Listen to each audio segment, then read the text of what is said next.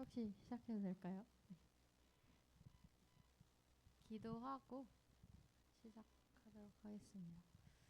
하나님 아버지, 이 자리에 함께 모여 하나님께 예배드릴 수 있게 해주심에 감사드립니다. 하나님 아버지, 저희가 드리는 예배가 오직 하나님만을 위한 예배가 되고 하나님이 기뻐 받으시는 예배가 되길 간절히 원합니다. 이 시간 모든 걸 다 내려놓고 하나님께 간절히 예배를 드리니 하나님께서 기뻐 받아주세요. 예수님의 이름으로 기도드렸습니다. 네. 안녕하세요. 네, 이제 곧 개학이잖아요. 또 고등학교 1학년 친구들은 입학이 있고 운명입니다. 받아들이세요. 저도 이제 아직 대학생이어가지고 저도 이제 개강이 있는데 쉽지 않네요. 그래서 그래도 내일 하루 대체 공휴일이 있으니까 잘 보내시고 또 개학 잘 하시길 바랍니다. 주님의 선하심 찬양 드릴게요.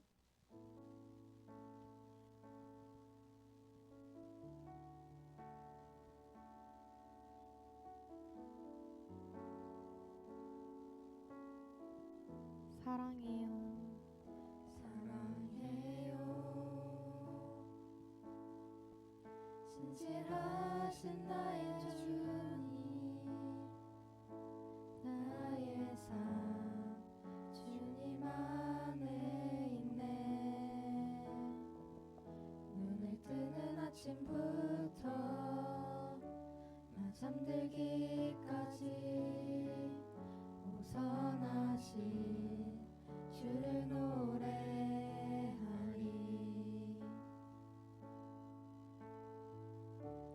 신실하신 나의 주님, 나의 삶을 인도하셨네.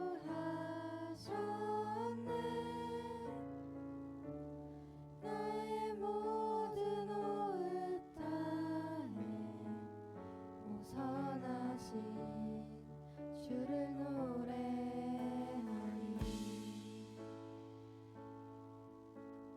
사랑해요.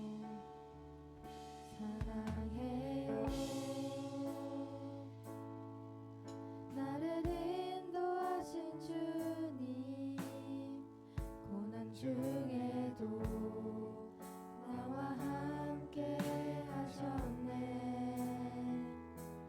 내 아버지 되시며 내 친구 되신 주, 나의 삶 주님 안에 있네. 사랑해요. 사랑해요. 나를 인도하신 주님, 고난 중에도 나와 함께 하셨네. 내 아버지 되시며 내 친구 되신 주, 나의 삶 주님 안에 있네.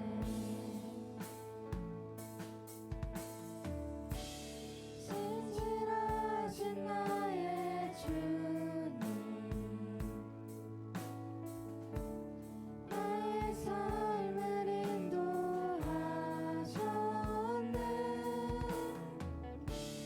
나의 모든 오읒 다해 오선하신 주를 노래하리.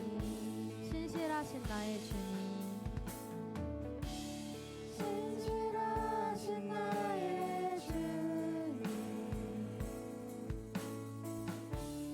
나의 삶을 인도하셨네.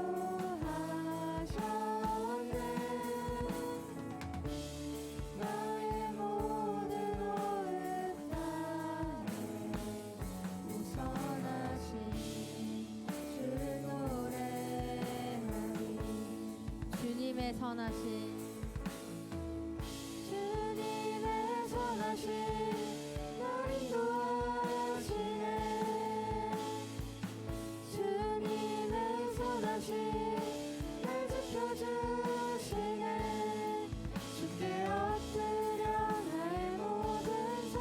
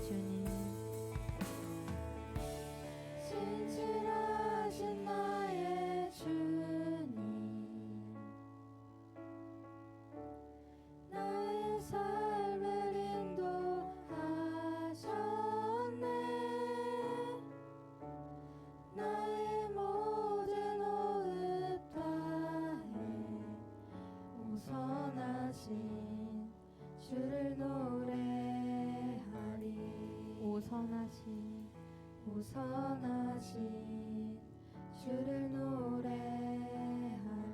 오 선하신 오 선하신 주를 노래하리.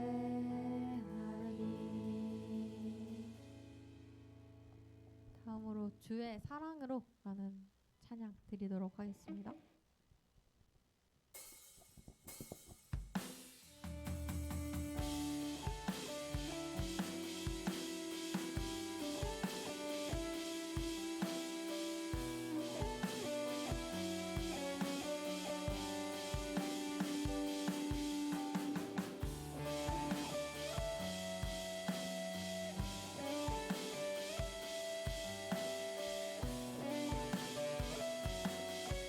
주 반석 위에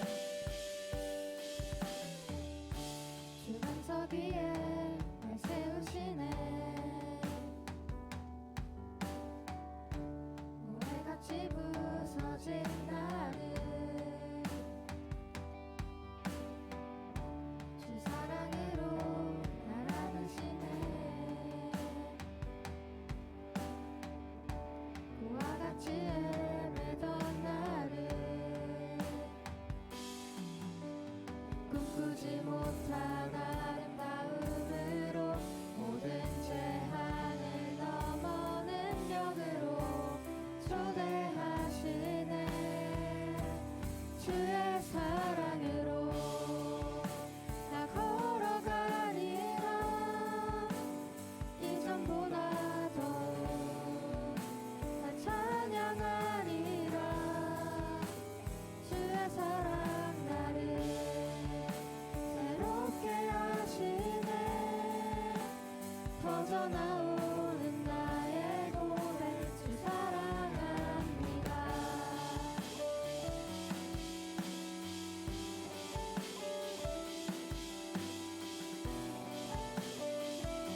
주 반석 위에 날 세우시네. 주 반석 위에 날 세우시네. 나는 이전과 같지 않네. 나는 이전과 같지 않네. 주 사랑으로 날 안으시네. 더 이상 나 부족함 없네. 더 이상 나 부족함 없네. 꿈꾸지 못한 아름다움으로 모든 제한을 넘어 능력으로 초대하시네. 꿈꾸지 못한 아름다움으로 모든 제한을 넘어 능력으로 초대하시네.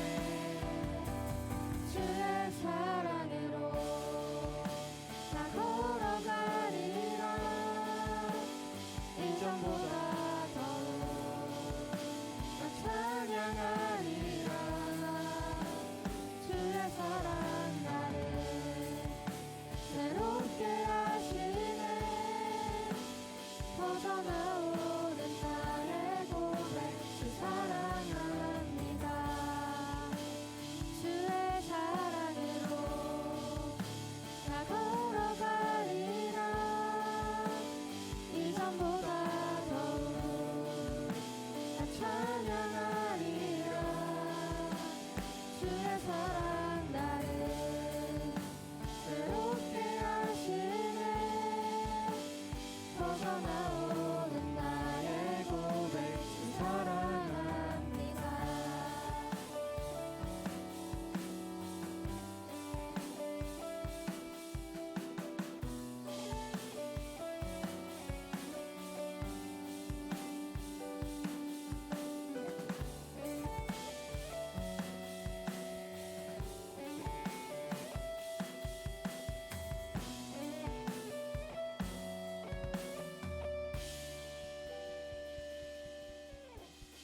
마지막으로 주의 자녀로 산다는 것은 같이 찬양 드리도록 하겠습니다.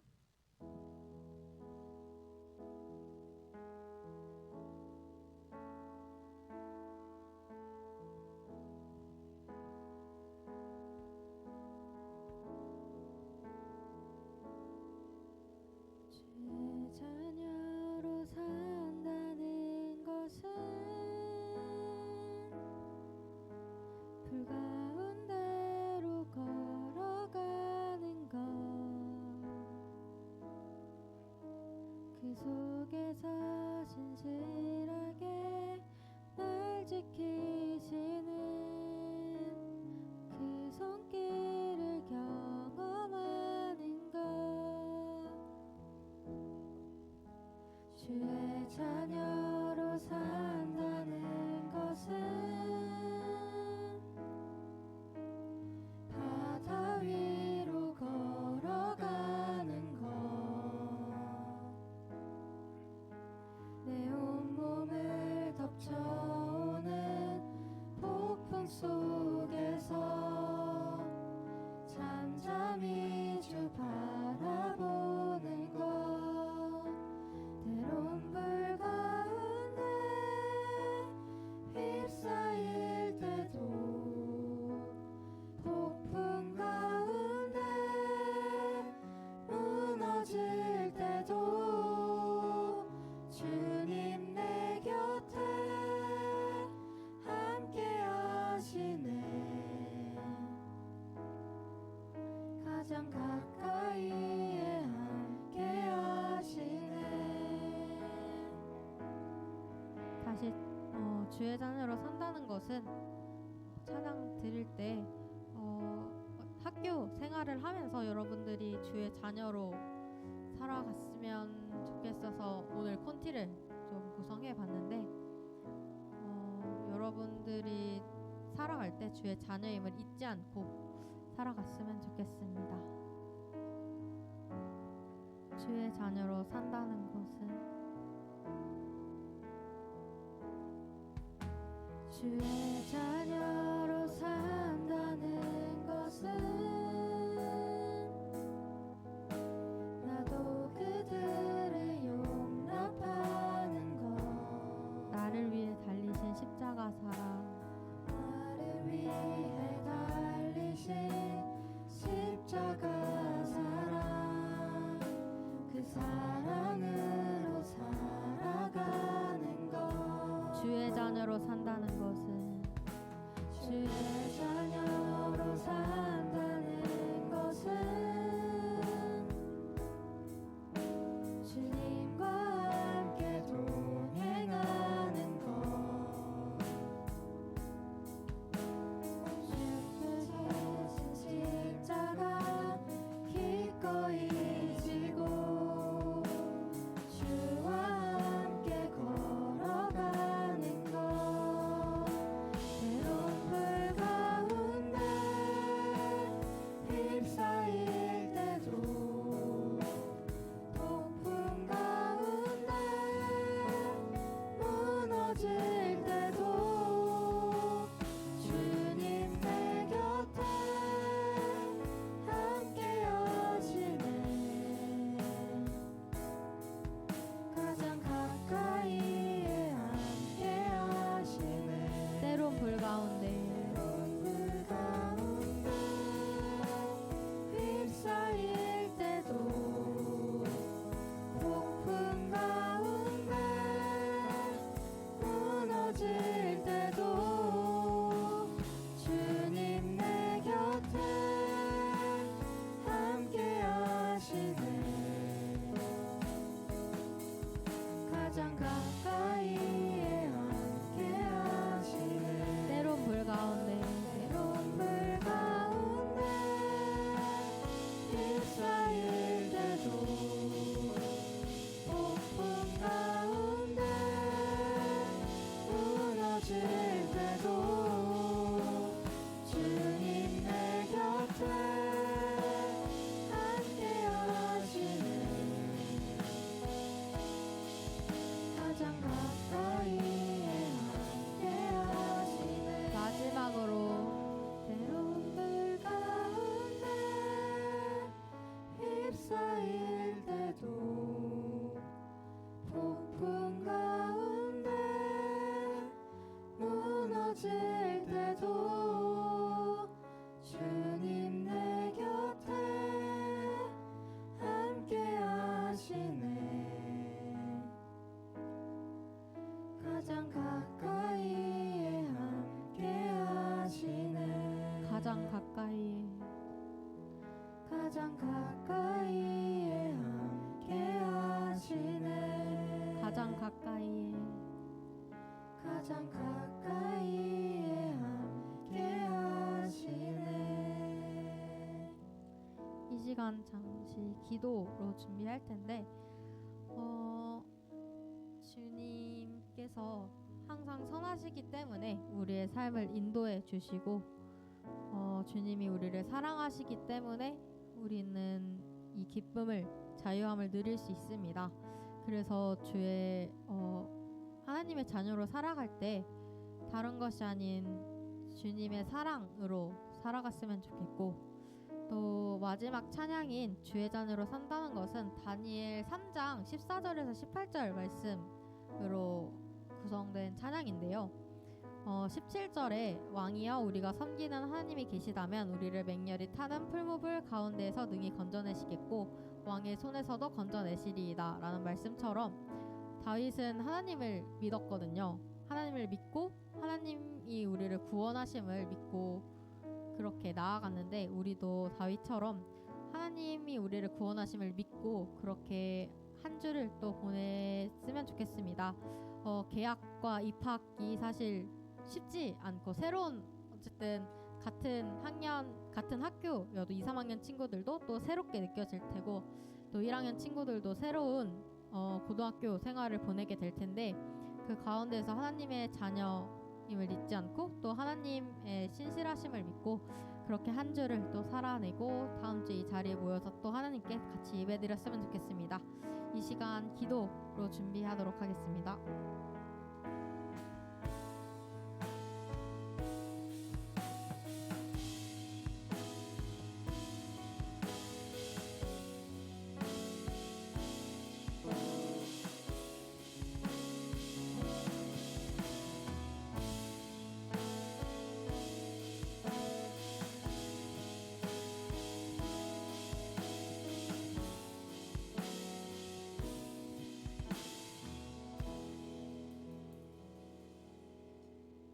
예수님의 이름으로 기도드립니다. 아멘. 다 함께 일어나셔서 사도신경으로 우리의 신앙을 고백하겠습니다.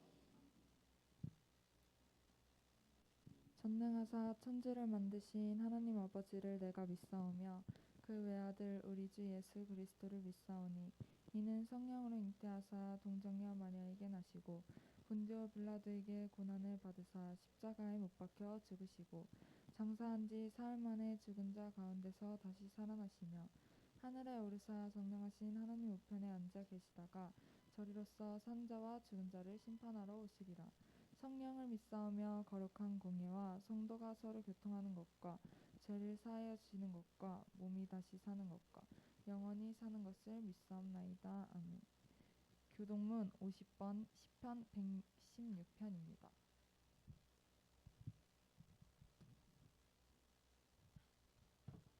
교동문 50번 시편 116편입니다.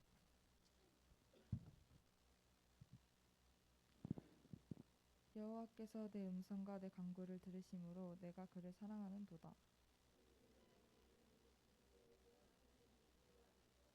사망의 줄이 나를 두르고 수월의 고통이 내게 이르므로 내가 환난과 슬픔을 만났을 때에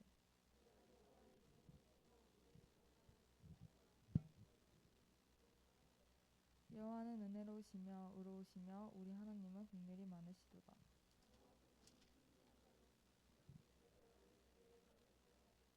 내 영혼아 내 평안함으로 돌아갈지어다. 여호와께서 너를 후대하심이로다.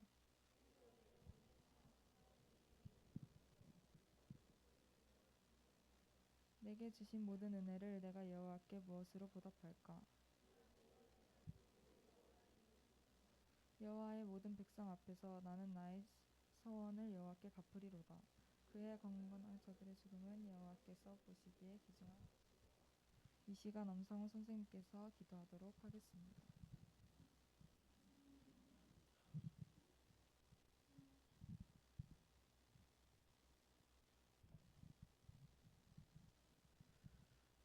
기도하겠습니다. 하나님 아버지 감사합니다. 저희들 새 날을 주시고 3월의 첫날 첫 예배를 하나님께 올려드리게 하심을 감사합니다. 하나님 만물이 소생하는 봄을 우리에게 허락해 주셔서 또 새롭게 소생하는 풀과 꽃과 나무들을 보며 우리가 살아있음을 다시 한번 느끼게 하심을 감사합니다.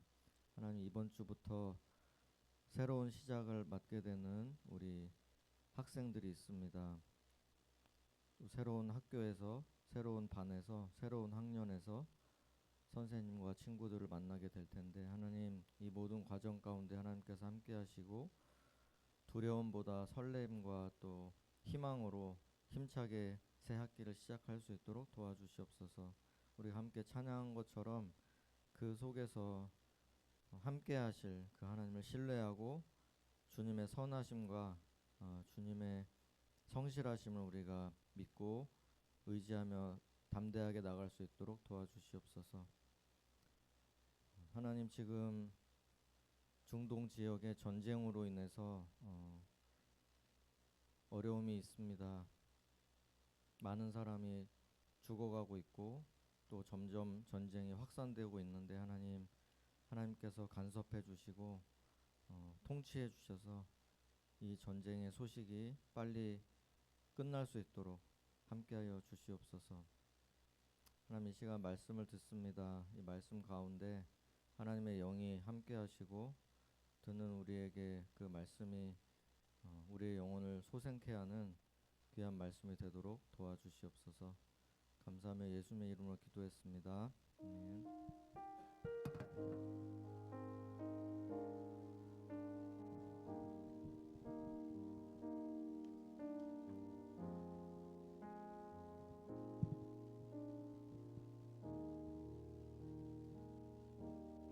저희 다 함께 일어나셔서 마가복음 1장 35절 함께 봉독하도록 하겠습니다.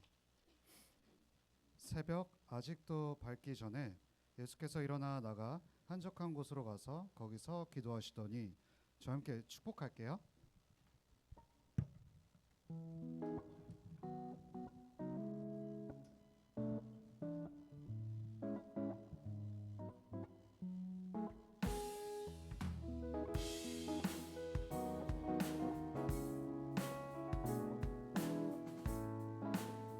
하나님의 사랑이,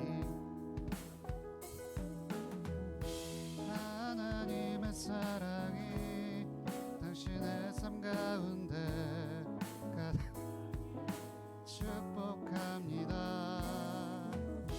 하나님의, 여러분 저희 한 번 더 하실 때 조금만 더 밝게 해볼까요? 하게 기도하니, 하나님의 사랑이, 하나님의 사랑이 당신의 삶 가운데 가득하기를 축복합니다. 하나님의 은혜가 우리 가운데 가득하게 기도합니다. 네.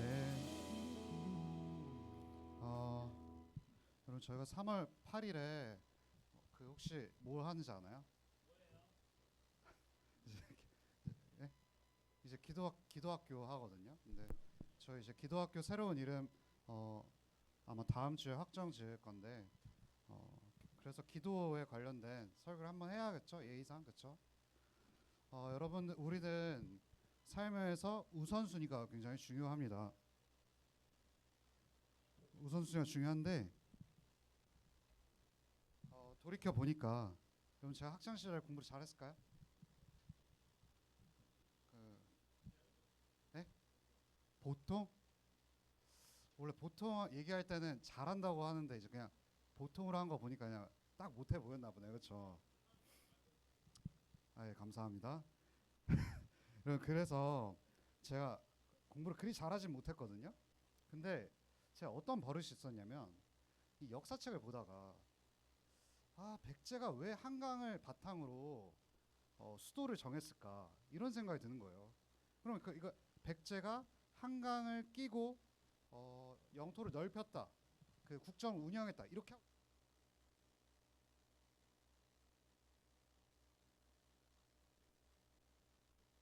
무슨 삼재의 난이네요. 예. 아무튼 백제, 그러면은 넘어가면 되는 거예요. 그럼 이제 고구려가 이제 뭐 예를 들어서 후삼국 시대 때 고구려는 어디를 수도를 삼았을까로 넘어가면 되는데, 저는 왜 한강의 특징부터가 궁금한 거예요. 그러니까 딱 시험 못 보기 좋은 친구인 거죠. 한강의 특징을 보고 또 이러다가 갑자기 한강의 유역의 흐름은 또 어디로 흘러갈까? 막 이렇게 넘어가는 거예요. 그래서 제 큰 깨달음은 뭐였냐면 우선순위 없이 공부하면 시험에 있어서 성적을 좋게 얻기 쉽지 않다라는 거죠.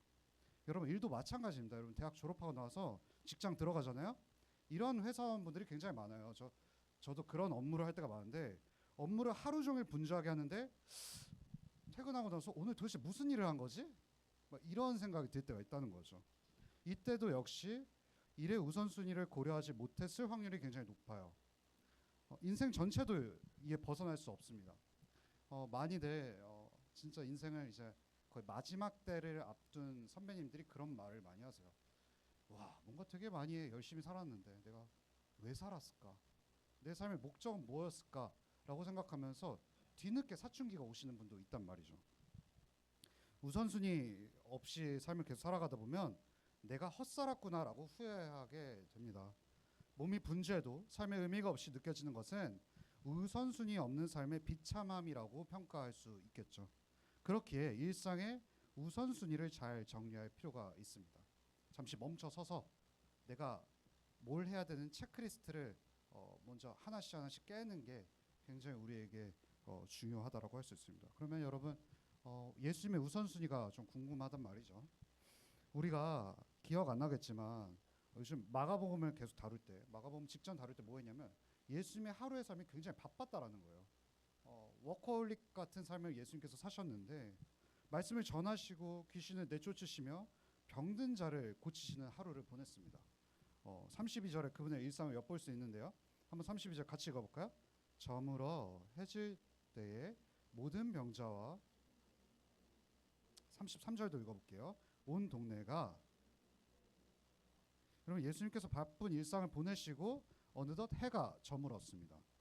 우리나라는 웬만한 도시가 밤이 되면 어때요? 수많은 불빛들이 비춰주면서 어떤 이들에겐 또 다른 시작을 알리는 또 시간이 되기도 합니다. 그런데 해외에 가신 분들이 있나요? 저는 고2 이후로 해외를 한 번도 안 가봤거든요. 근데 이제 고2 때 간 게 이제 일본 도쿄였죠. 도쿄. 일본은 좀 다른데 여러분 유럽에 가면은 제가 책으로밖에 못 봐서 모르지만 저녁이 되면 어떤지 아세요? 불도 다 꺼지고 상점도 문을 열지 않는다고 해요. 그런데 여러분 전기가 없는 과거에는 더 심했겠죠. 해가 저물면 아무것도 하지 않고 일찍 잤겠죠, 당연히. 그런데 고대를 살고 계신 예수님께서는 해가 저물었음에도 수많은 사람들이 그분이 병자와 귀신 들린 사람을 고치셨다는 소문을 듣고 치유받고 싶어서 큰 행렬들이 나와왔다라는 겁니다.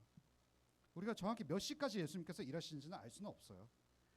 피곤한 가운데 예수님은 분명한 사실은 밤 늦게까지 치료하셨을 거란 말이죠. 우리는 본문을 통해 유추해 볼 수 있는 사실인데요. 여러분 예수님께서 병자 고치실 때 어떻게 진료하셨을까요?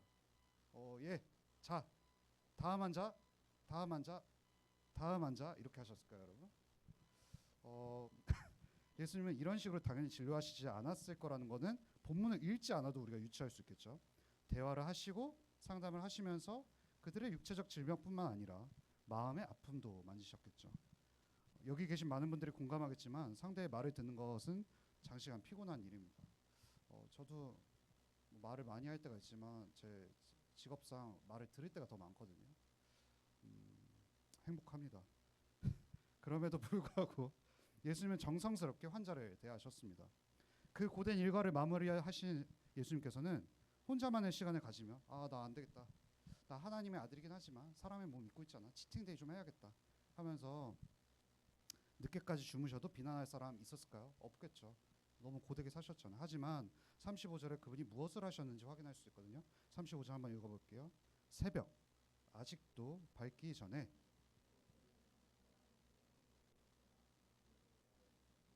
여러분 여기 시간적 배경 알 수 있는 게 힌트가 있는데요. 새벽 아직도 밝기 전에라는 게 있죠. 예수님께서 치팅데이 안 하시고 새벽에 또 일찍 일어나신 거예요. 일어나셔서 한적한 곳으로 가셔서 기도합니다. 여러분 여기 한적한이라고 번역된 단어가요. 헬라어 그리스어로요. 우리에게 좀 익숙한 주제인데 광야라는 뜻입니다. 예수님께서 가신 곳이 지형적으로 사막 어디 근처인지는 저도 정확히 모르겠어요. 근데 한 가지 확실한 사실은요. 사람들이 찾지 않는 곳으로 가셔서 하나님과 고요한 시간을 보내셨다는 겁니다. 예수님은요. 일상 시간의 굉장히 많은 부분이 사람이 많은 곳이었어요. 고치셔야 되고 가르치셔야 되니까. 그런데 갑작스럽게 장면이 전환되면서 사람이 없는 홀로의 시간을 보내셨던 거죠. 이런 예수님의 모습을 보면서 제가 굉장히 존경하는 학자인데 마크 스트라우스라는 학자가 다음과 같이 말해요. 하나님의 아들이신 예수님이 자신의 삶의 목적을 성취하기 위해서 그분의 아버지와 홀로 시간을 보낼 필요가 없다면 우리는 얼마나 더 그래야 하는가 이렇게 말하더라고요. 예수님조차도 그런 시간을 보냈는데 우리는 왜 기도하지 않느냐라고 꼬집는 거죠. 예수님께서 자신의 삶에서 상당 부분을 기도하러 가셨습니다. 복음서를 보면요. 그분은 습관을 쫓아서 굉장히 오랫동안 그리고 새벽같이 나아가 밤늦게 미명에 기도하셨다는 것을 알 수가 있습니다. 이거 좀 딴 얘기이긴 하지만 저는 여러분 기도를 할 때 저는 집에서는 절대 못 하겠거든요. 그러니까 여러분 소망부시 기도처를 잘 활용하면 좋겠죠. 그런데 그분의 고요한 시간을 방해하는 불편한 존재가 등장하기 시작합니다. 바로 그분의 제자들이었습니다. 36에서 37절 한번 읽어보겠습니다. 준비 시작. 시몬과 및 그와 함께 있는 자들이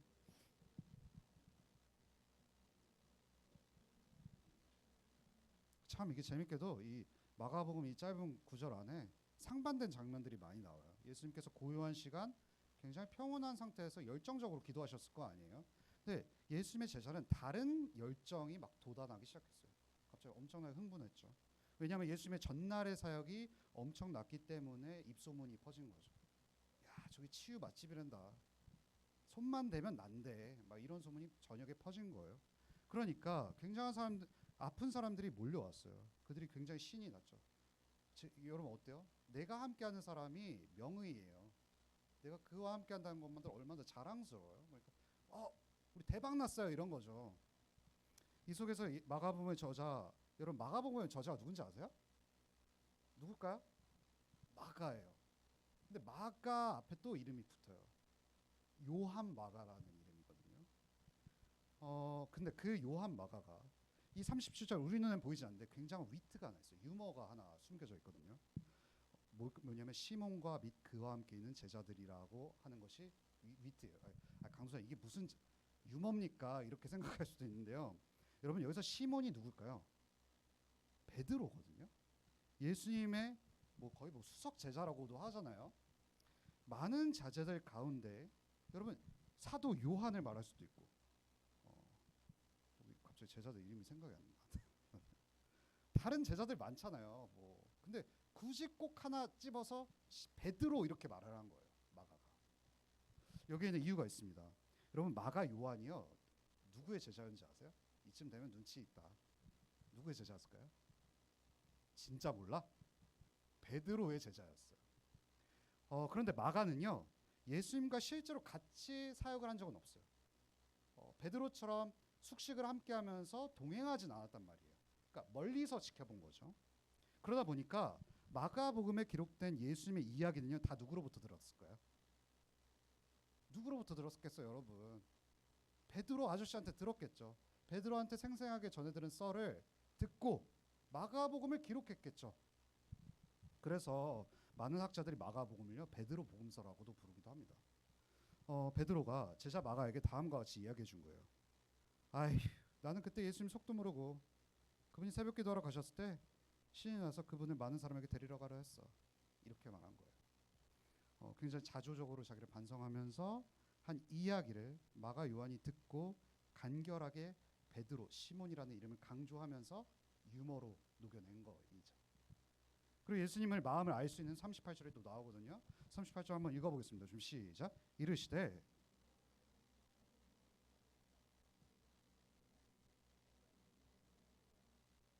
여러분 베드로가 기도 중에 예수님께 찾아와 다음과 같이 말한 거죠. 지금 당신의 병 고치는 능력이 대박을 쳤습니다. 사람들이 그것을 알고 다 당신을 찾아왔습니다. 이렇게 신이 나서 말하니까 여기 빨리 오셔서 병 고치러 가야 돼요. 기도할 시간 없어요. 이렇게 말하였습니다. 그러자 예수님께서는 다음과 같이 말씀하십니다. 얘야, 나는 단순히 병 고치러 이 땅에 온 것이 아니다. 내가 진짜 여기 온 이유는 전도하러, 즉 하나님의 말씀을 전하러 왔단다.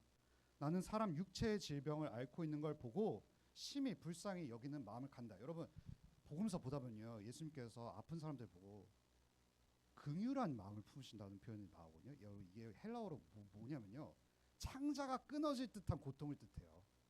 그러니까 아우 슬프다, 아프겠다, 이게 아니라요, 진짜 내 창자가 끊어질 정도로 고통스러워하셨거든요.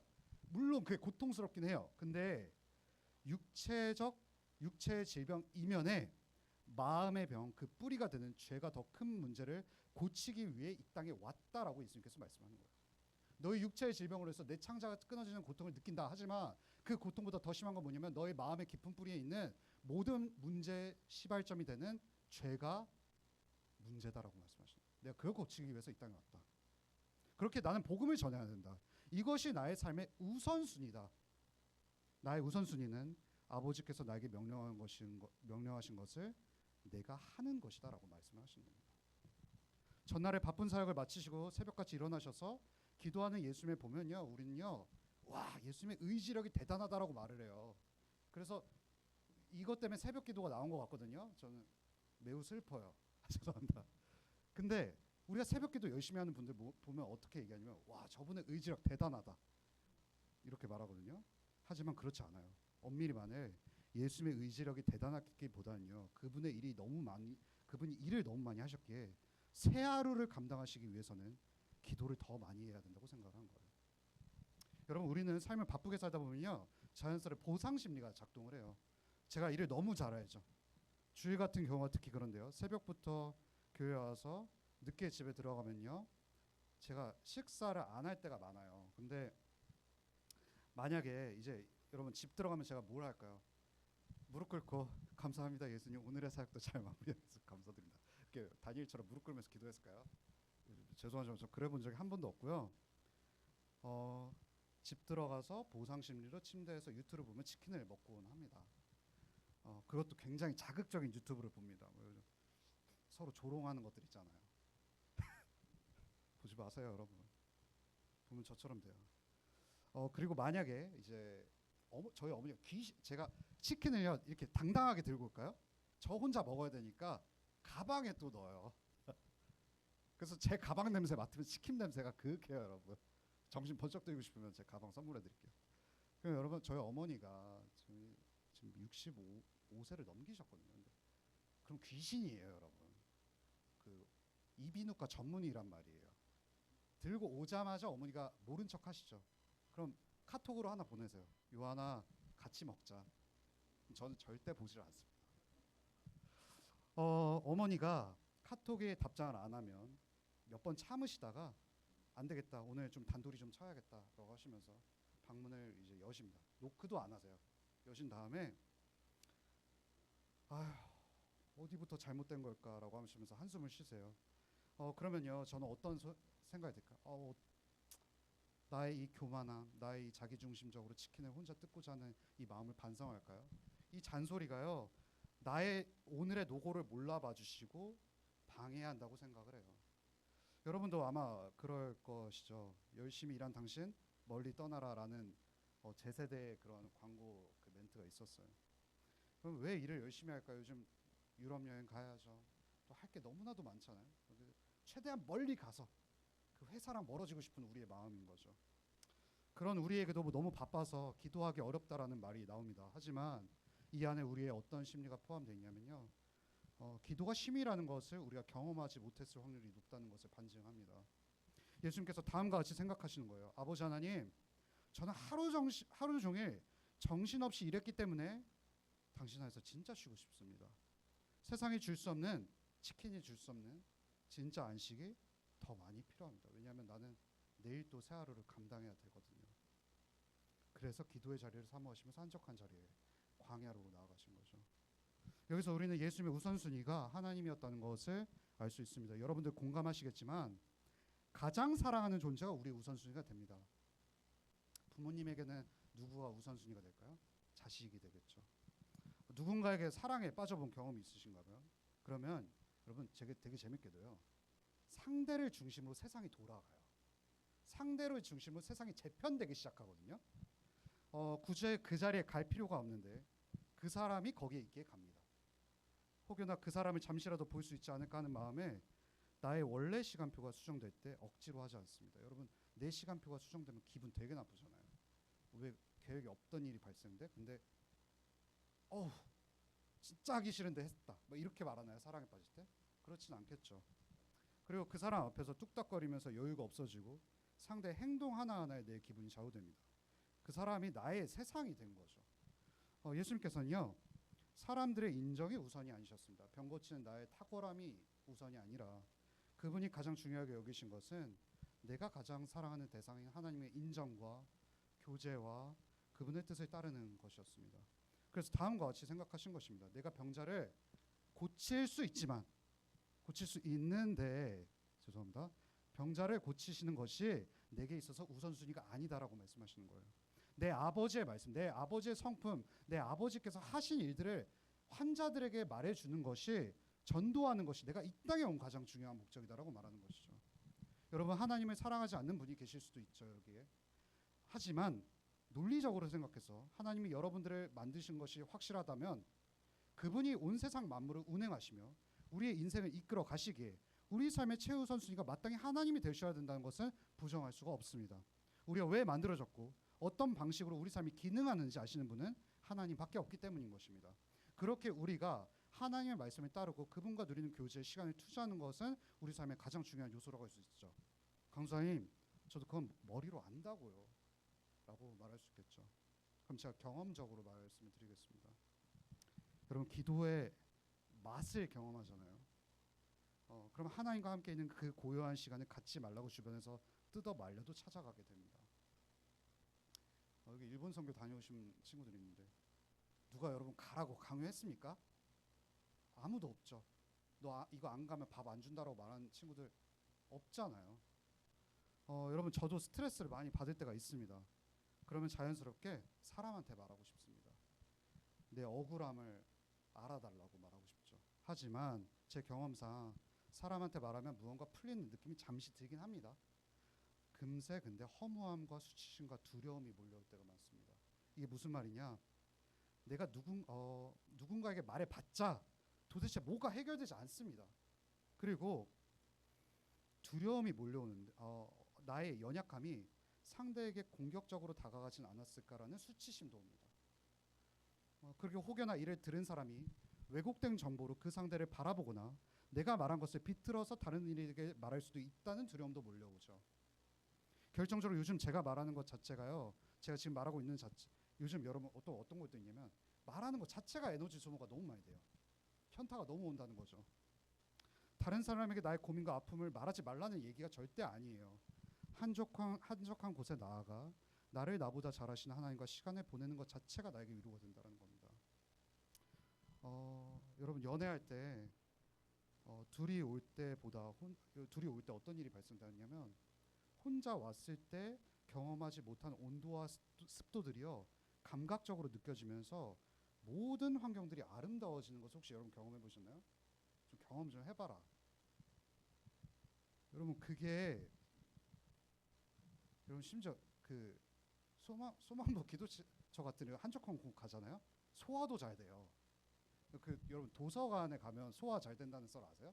그 도서관에 종이들이 많잖아요. 그 종이들이 함께 모여 있으면서 시간이 지나면서 소화가 잘 된대요. 책 안 읽으시더라도 도서관이라도 가세요, 여러분. 그럼 변비가 해결된다니까요. 그럼 기도실을 가잖아요. 저는 이제 저의 집 바로 앞에 제 모교회가 있어요. 저는 보통 8시쯤에 저녁 8시쯤에 제 기도 시간이 있거든요. 10시나. 그럼 제가 가서요, 많은 말을 할까요, 여러분? 많은 말 안 해요. 앉아 있으면요, 그 교회 본당의 그 향이라 그래야 되나요? 향이라든지 그냥 이 모든 조건들이요, 하나님을 사랑한다는 것들로 재편돼서 되게 낭만적으로 느껴질 때가 있어요. 그럼 이상하게 마음이 평안해지거든요. 여러분, 하나님께 기도하는 시간, 나의 문제가 당장 해결되지 않아요. 그냥 하나님과를 대하는 것 자체가 나에게 위로가 된다는 거예요. 잠잠히 그분이 얼마나 아름다운 분이시며 그런 분이 나를 위해서 어떤 일을 하셨는지를 생각해 보세요. 기도 때 많이 말해야 된다는 강박에서 제발 벗어나세요, 여러분. 여러분 여자친구랑 남자친구가 대화할 때 많은 말을 해야 좋을까요? 나는 오늘 이랬고 저랬고 이런 지금 시간들이 중요할까요? 어떤 경우에는요, 잠시 침묵이 흘러도 그저 상대를 느끼며 함께한다는 사실을 서로가 편안해질 때가 있어요. 그냥 옆에 함께 있는 것만으로도 그 습도와 온도가 나를 위로한다고요. 이것이 바로 기도의 맛입니다, 여러분. 그리고 우리는 상대가 나를 다 이해해 주었으면 해요. 그래서 여러분 어떤 남자친구 여자친구 만나고 싶으세요? 나를 다 이해해 주는 사람이요. 그런 사람 없어요. 그건 하나님이거든요. 어찌 보면 나는 상대에게 하나님이 되기를 요구하는 거예요. 굉장한 교만인 거죠. 하지만 예수님 안에서 있는 우리는요, 있는 모습 그대로 받아주시는 하나님께 나아가는 것이 가장 빠른 길이에요. 나를 가장 잘 이해해 주시거든요. 우리가 아무리 피곤해도 학원 끝나고, 여러분 저 때는요 그 학원 앞에 떡볶이 트럭이 있었거든요. 요즘도 있나요? 없나요? 그러면 저 너무 피곤한데 떡볶이 트럭 맛집에 줄이 엄청 길게 서 있어요. 근데 여러분 왜 그 사람들이 줄 지었을까요? 그 학원에서 제휴 업체니까 그거 안 먹으면 뭐 당장 잘리니까 그 떡볶이 트럭 못 지나치는 걸까요? 우리가 아무리 피곤해도 학원 끝나고 맛집에서 줄 서서 기다리는 것은요, 그 음식점의 맛을 알아버렸기 때문인 거예요. 기도의 맛을 느끼면요, 그 온도와 습도가 그리워져요. 그리고 내가 가장 사랑하는 하나님이 대화하고 싶다, 같이 침묵하고 싶다라는 것이 기다려진다라는 것이죠. 그러면 피곤해도 예수님 의지해서 아버지 하나님께 나아가게 되는 거죠. 결론입니다. 우리는 보통 고난이 시작될 때 기도를 많이 합니다. 그러다 고난이 감사하게 통과되잖아요. 그럼 하나님과 사귀어 살 필요성을 이제 잘 못 느끼곤 해요. 이제 왜냐하면 하나님에 대한 이용 가치가 떨어졌기 때문인 거예요. 그러면서 자연스럽게 삶이 이런 식이면 이런 생각도 든다니까요. 기왕이면 하나님께서 고난이 시작되기 몇 개월 전에 미리 알려주셔서 그때 실속 있게 집중해서 기도하면 좋겠다는 생각도 들어요. 내 미래를 통제하고 싶은 마음에서 하나님이 내 손에 잡히는 신이 되었으면 좋겠다는 우리의 교만으로 비롯된 생각인 거죠. 하지만 하나님의 아들이신 예수님조차도요, 그런 삶을 사시지 않았어요. 예수님께서는 하나님이시지만 사람으로 이 땅에 사실 때 그분의 인성 안에서 미래를 모르기로 하셨어요. 그리고 하나님은요, 바꿔서 말해볼까요? 물론 예수님은 하나님이시기에 모든 것을 다 하세요. 그렇지만 그분이 사람으로 사는 그 순간에 그분은 미래를 자신의 신성을 제한하면서 미래를 모르시기로 선택하셨기 때문에 어떤 거를 하셔야 했냐면 하나님이신 그분조차도 아버지 하나님께 기도를 해야 됐다는 거예요. 구약 성경에 예수님께서 시간이 흐른 뒤에 십자가에 못 박혀 죽으시고 부활하실 사실들 다 예언되어 있어요. 하지만 그분은 매일 기도하기를 포기하지 않으셨어요. 심지어 그분은 이 세상에서 삶을 다하는 십자가의 순간에서 다음과 같이 아버지 하나님께 기도하십니다. 마가복음 15장 34절 한번 같이 읽어볼게요. 제 9시에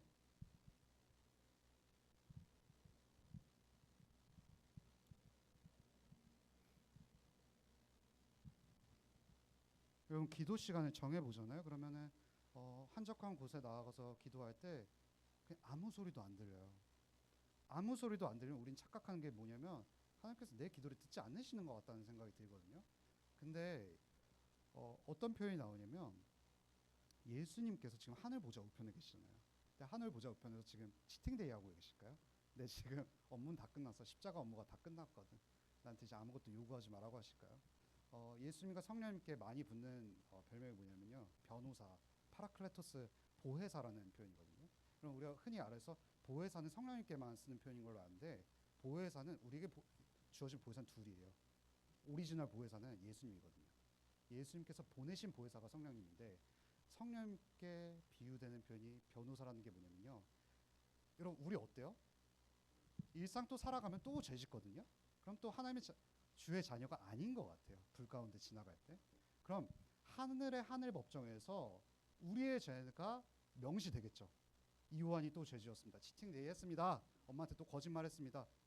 그때 우리의 변호사가 있다는 거예요. 누굴까요? 하늘 보좌 우편에서 예수님께서 하늘에서 아닙니다, 내 십자가로 이 아이의 기도는 하나님께 받아들여야 마땅합니다라고 기도해 주십니다. 여러분 근데 하늘이니까 너무 멀죠. 우리 마음에 또 다른 변호사가 있어요. 누굴까요? 성령님이세요. 성령님께서 기도가 응답되지 않는 그 고난의 현장 속에서 너가 하나님의 자녀이기 때문에 괜찮다라고 울려 퍼져서 말씀해 주시는 거예요. 언제일까요? 복음이 전해질 때요. 복음과 성령님의 변호가 맞닥뜨릴 때 우리 안에서 이미 응답되진 거예요. 근데 예수님의 마지막 십자가의 기도에서는 응답되지가 않거든요. 하나님께 받아들여질 수 없는 우리 대신 하나님께서 아버지 하나님의 외면을, 즉 기도의 응답을 십자가에서 거절당하셨기 때문에 우리는 하나님과 대화할 수 있는 존재들이 되었습니다. 여러분들 중에서 내가 무엇을 잘하는지, 내가 잘 살고는 있는지, 이러다 내 삶 의미 없이 살게 되지는 않을까 걱정하면 자기 연민에 빠지는 분들이 계십니까? 또 이제 저희 학기 개학하니까 그런 생각들 많이 들죠. 하나님과의 교제의 자리에 나아가십시오. 우리는 너무 바쁘기 때문에 기도해야 합니다. 기도가 너가 더 바쁘게 움직여서 스스로 인생을 책임지라는 세상의 소음에 대한 저항입니다. 그 세상의 소음에 대해서 길을 막는 시간이 기도입니다. 세상이 보기에 생산성이 없이 멈춰 보이는 그 고요한 시간이요, 그리스도 안에서 가장 역동적으로 우리의 우선순위가 다시금 재조정되는 가장 멋진 공장입니다. 그렇기 때문에 여러분 그 침묵의 시간을 거침없이 나아가십시오. 그럼 여러분께 그리스도께서, 성령님께서 하늘과 우리 마음이 이어지는 변호가 시작될 것입니다. 그 하모니를 들으시기를 간절히 소망합니다. 오늘 좀 너무 좀 한적하네요. 제가 오늘 기도하고 마무리해 보겠습니다. 하나님 아버지 감사합니다. 우리가 기도할 수 있는 특권을 가졌는데 이 기도가 너무 평범해서 별거 아닌 것 같습니다. 하지만 예수님의 그 한적한 시간이 가장 역동적이고 가장 복음이 우리 안에서 울려 퍼지는 교향곡의 시간임을 잊지 않을 수 있도록 인도하시옵소서. 개학을 하는 친구들에게 하나님께서 힘 주시며 기도를 통해서 많은 위로를 허락하여 주시옵소서. 이 모든 말씀 예수님의 이름으로 간절히 기도합니다. 아멘. 저희 봉헌하겠습니다. 예수의 이름 존귀한 그 이름 예수의 이름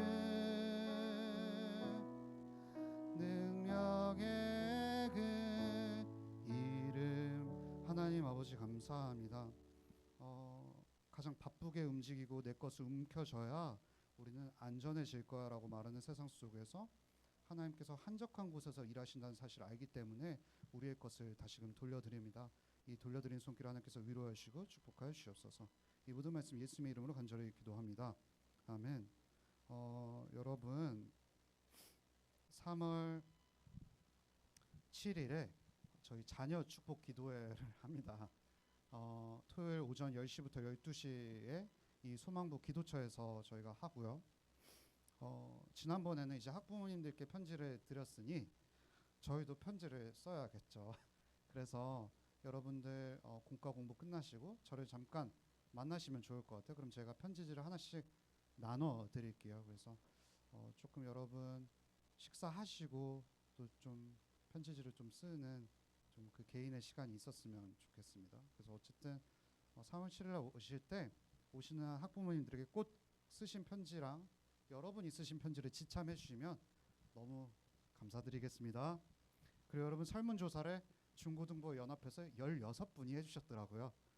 저 그래서 우리 중고등부가 16명만 육체를 입고 있구나 라는 생각이 들었습니다. 혹시 여기 육체를 입고 계신 또 다른 몸을 갖고 계신 분이라면 손으로 좀 설문조사를 해주셨으면 좋겠습니다. 그리고 3월 8일에 그 다음 날이죠. 기도학교를 시작합니다. 어떤 친구가 저에게 너무 귀엽게 이런 문자를 보냈더라고요. 이 자리에 없어서 한번 얘기하겠습니다. 강도사님 혹시 기도학교 자리 비었나요? 예, 텅텅 비었습니다. 언제든지 웰컴이니까 오셔서 나누셨으면 좋겠고, 첫 번째 주제는 아마 다음 주에도 그 성에 관련된 주제를 다룰 텐데 마지막으로 다룰 텐데요. 이 성에 관련된 종합적인 주제입니다. 그래서 우리가 음란한 마음이 있다면 어떻게 해결해야 될 것인가, 또 혹은 결혼에 대해서 어떻게 생각하는가, 제가 동거에 대해서도 얘기했고요. 또 학교 가면 음란한 친구들이 굉장히 많죠. 우리가 이 음란한 세상 속에서 어떻게 살아가야 될까? 이런 좀 포괄적인 질문과 주제들을 갖고 오셨으면 좋겠습니다. 그래서 저를 곤란케 해주십시오, 여러분.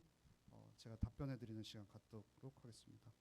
그리고 저기 뒤에 보시면 저희가 헌금 봉투가요, 1학년 친구들을 마련했습니다. 그래서 여러분 주일 헌금 내실 때 저기 헌금 봉투에 자기 이름 찾아서 넣으시면 좋을 것 같고요.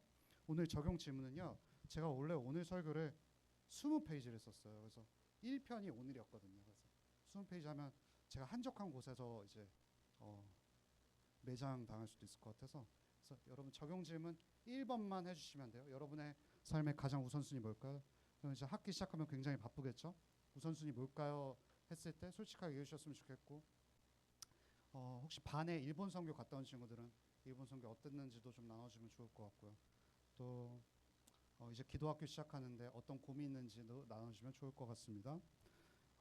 그리고요, 제가 일본 선교 갔다 온 친구들 좀 환영해 줬으면 좋겠어요. 잘 갔다 왔다고, 기도했다고. 기도 안 해도 했다 하세요, 여러분. 그냥 기도했다고 좀 위로해 주시고요. 마지막은요, 제가 저도 이제 너무 익숙해서 간과한 사실인데요, 제가 주보에 그런 걸 써도 밑에 하단 부분에 쓰면 뭐 오늘의 대표 기도라든지 섬김반에 대한 그 내용이 있어요. 섬김반이 뭐냐면요, 오늘 친구들이 해줬던 것처럼 봉헌을 하는 그 시간이에요. 그래서 제가 이거를 이제는 한 주 전에는 대표 기도나 섬김반을 알려드리도록 할게요, 단톡방에. 그래서 잘 별거 없죠, 여러분?